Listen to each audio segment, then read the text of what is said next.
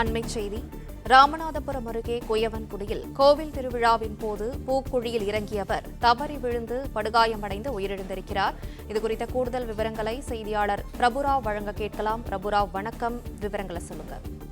நிச்சயமாக ராமநாதபுரம் அடுத்த குயவன்குடியில் அமைந்துள்ள சுப்பையா முருகன் கோவிலில் வருடத்திற்கு ஒரு முறை இந்த பங்குனி உத்திர திருவிழா விமர்சையாக கொண்டாடப்படுவது வழக்கம்.